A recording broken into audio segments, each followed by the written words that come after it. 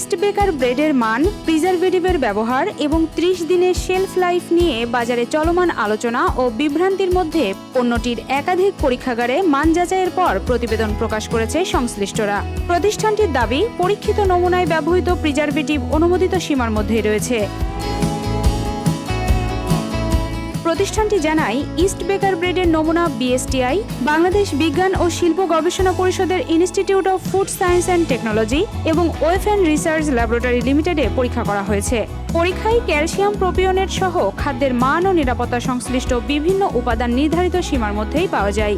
BSTI ও ওয়েফেন research laboratory এর পরীক্ষায় ক্ষতিকর পটাশিয়াম ব্রোমেট শনাক্ত হয়নি বলেও জানানো হয়েছে।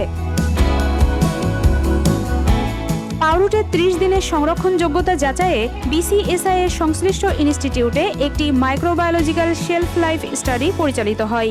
প্রথম, সপ্তম, চতুর্দশ, 21তম ও 30তম দিনে নমুনা পরীক্ষা করা হয়। প্রতিবেদনে প্রতিটি পর্যায়ের ফলাফল অ্যাকসেপ্টেবল এবং পুরো সময় জুড়ে স্যালমোনেলা অনুপস্থিত ছিল। ইস্ট বেকার কর্তৃপক্ষের ভাষ্য, পণ্যটি 30 দিন সতেজ থাকার পেছনে অতিরিক্ত প্রিজারভেটিভ নয়, বরং একাধিক প্রযুক্তির সমন্বয়ে কাজ করে। এর মধ্যে রয়েছে নিয়ন্ত্রিত অম্লতার মাত্রা ও আর্দ্রতা, পরিচ্ছন্ন উৎপাদন পরিবেশ, স্বয়ংক্রিয় প্রক্রিয়া, খাদ্যমানের নাইট্রোজেন ব্যবহার করে প্যাকেজিং এবং নিয়মিত মান নিয়ন্ত্রণ করে প্রতিষ্ঠানটি।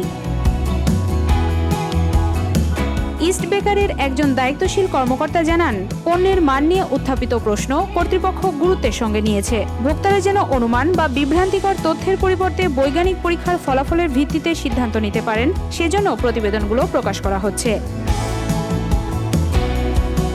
প্রতিষ্ঠানটি বলছে, ভোক্তা নিরাপত্তা ও আস্থা তাদের সর্বোচ্চ অগ্রাধিকার।